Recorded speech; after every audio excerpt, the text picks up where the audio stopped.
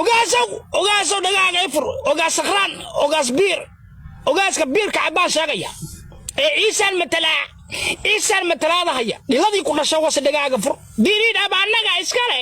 abiy axmed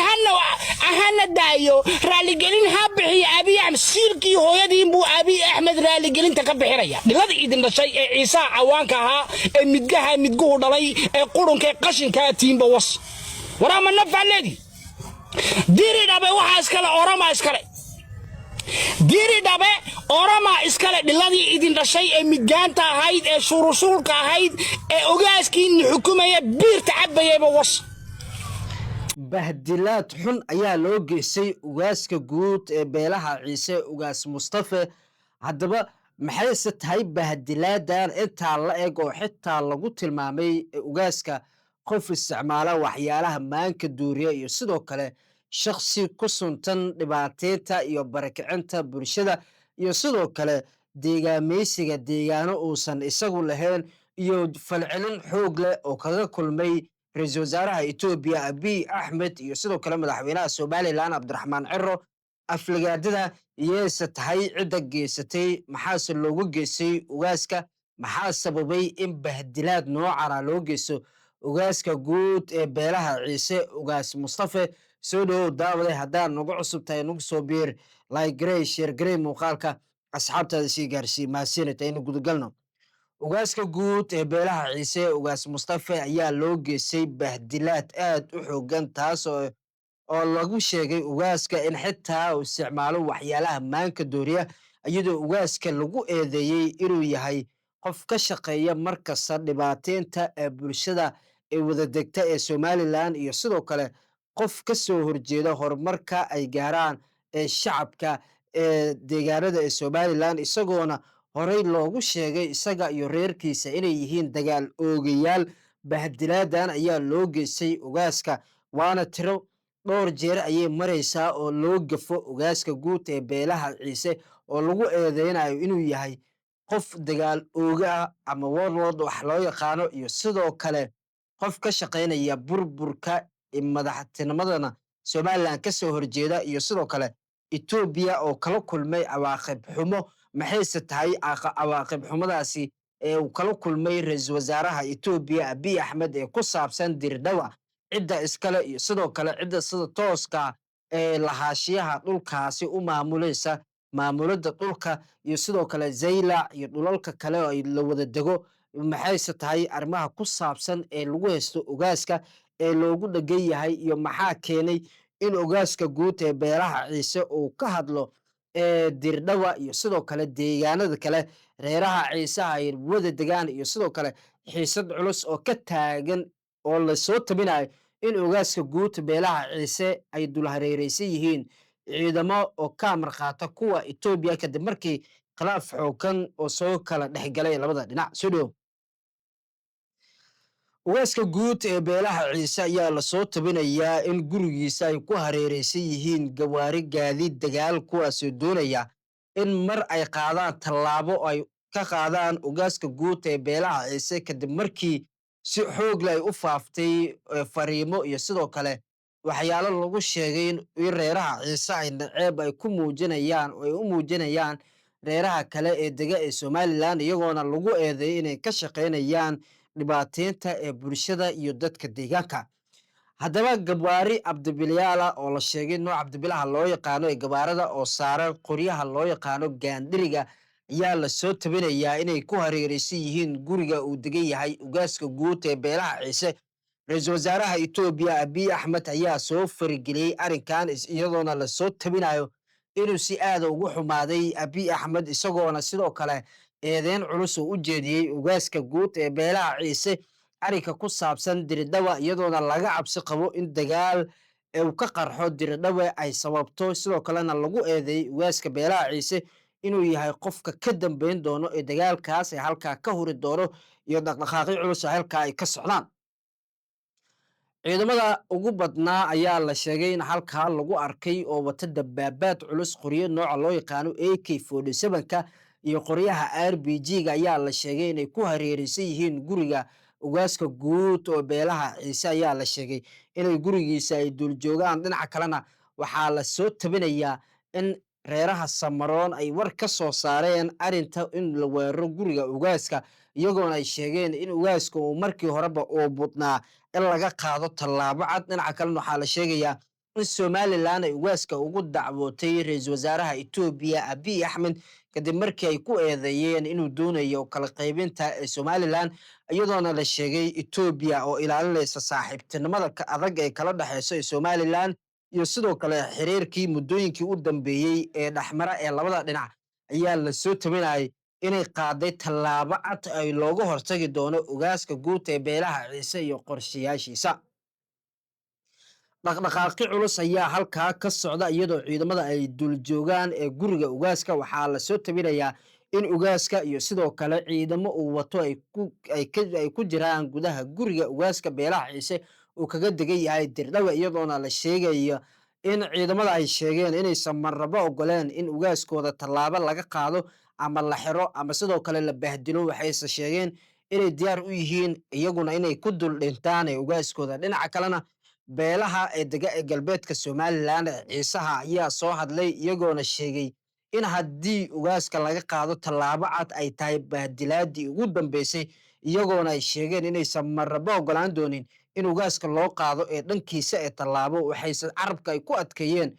haddii ugaaska dhankiisa tallaabo loo qaado iyaguna inay qaadi doonaan tallaabooyin cad. ogaasow dhagaaga ifur ogaas sakraan ogaas biir ogaaska biirka cabaan sheegaya ee ciisaan matalaada haya dhiladii ku dhashay wase dhagaaga fur diiriid aba annaga iskale Abiy Ahmed hana daayo raaligelin ha bixiya Abiy Ahmed siilkii hooyadiin buu Abiy Ahmed raaligelinta ka bixinaya dhiladii idin dhashay ee ciisa cawaanka ahaa ee midguhu dhalay ee qurunka qashinka tiimba was warama nafaleedi diiriid aba waxa iskale orama iskale diiriidhabe orama iskale dhiladii idin dhashay ee midgaanta ahayd ee shurushulka ahayd ee ogaaskiin xukumaya biirta cabayayba was biir buu cabba ogaaska ciisu moogta biirtii markuu ka dhargay uu mirqaamo hawada u galay ayay maaragtay ka tustay inuu saylac leeyahay. saylac annaga iskale saylac baan xaflad ku dhigananaa uu soo taagan yahay. diiriidhaba annaga siilkii hooyadiin baa maaragtay diiriidhabanale siilkii hooyadiin baa maaragtay saylacna le nacallaayo xaaraantii idin dhashay ee midgaanta ahayd ee maaragtay cawaanta ahaydba was ilka qoran ma nafay leedahay naf male ilka qorantu nacalad baa ku taalaniyo reerkan ilkaha qoran le ciisaa lagu sheegay iyo aamin waa wada midgowey sawirka ogaaska ka qad ogaaska iyo adiga iyo dhiladii ku dhashay iyo midgaantii idin wada dhashayba anaa idin wada wasaniyo kaalay wax iga bedela diridhaba waxa iskale orama iskale xaqiiq waa ugaaskan waa ugaas sakhraansan weeye. dhalinyartan maaragtay meelaha ka qalqalinaysa oramadu way nagu gafaysaa oramadu maaragtay diridhaba iskama lahan Abiy Ahmed raaligelin ha bixiye kuwa la sheegaya. bahdilaad xun ayaa loo geysay ugaaska guud ee beelaha ciise ugaas Mustafa. haddaba maxayse tahay bahdilaadan intaa la eg oo xitaa lagu tilmaamay ugaaska qof isticmaala waxyaalaha maanka duuriya iyo sidoo kale shakhsi ku suntan dhibaateynta iyo barakicinta bulshada iyo sidoo kale deegaameysiga deegaano uusan isagu lahayn iyo falcelin xoog leh oo kaga kulmay ra'iisul wasaaraha Itoobiya Abiy Ahmed iyo sidoo kale madaxweynaha Somaliland Cabdiraxmaan Ciro. aflagaadada iyayse tahay cidda geysatay, maxaase loogu geysay ugaaska, maxaa sababay in bahdilaad noocana loo geyso ugaaska guud ee beelaha ciise ugaas Mustafa. soo dhawow daawade haddaan nagu cusub tahay nagu soo biir like garey share garey muuqaalka asxaabtaada sii gaarsii mahadsanid. aynu gudagalno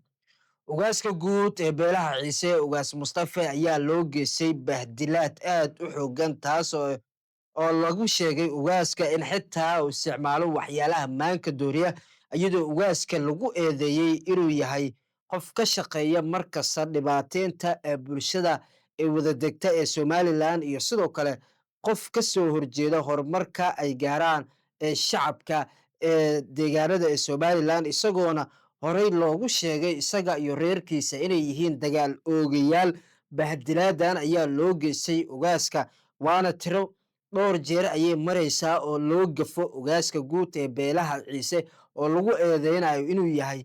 qof dagaal ooga ah ama warlord wax loo yaqaano, iyo sidoo kale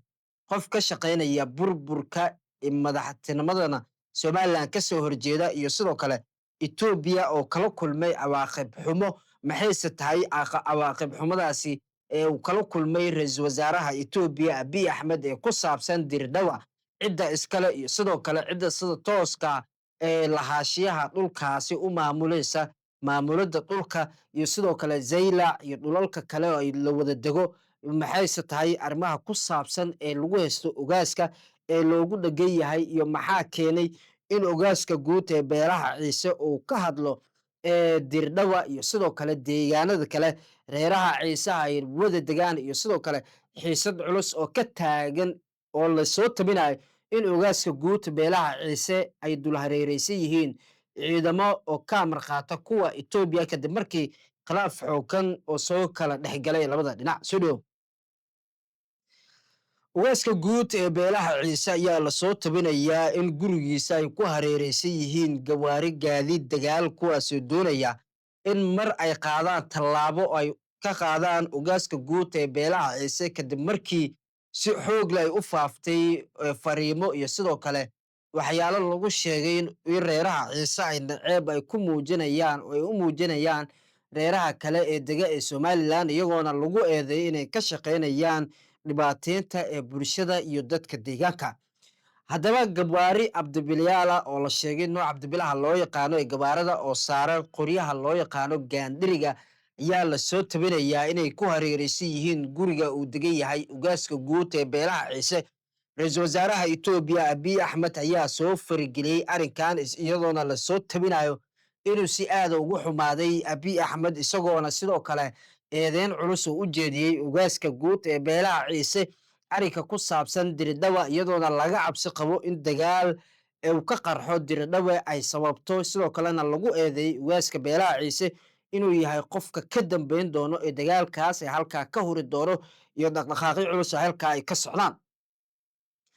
ciidamada ugu badnaa ayaa la sheegay in halkaa lagu arkay oo wata dabaabaad culus, qoryo nooca loo yaqaano AK47ka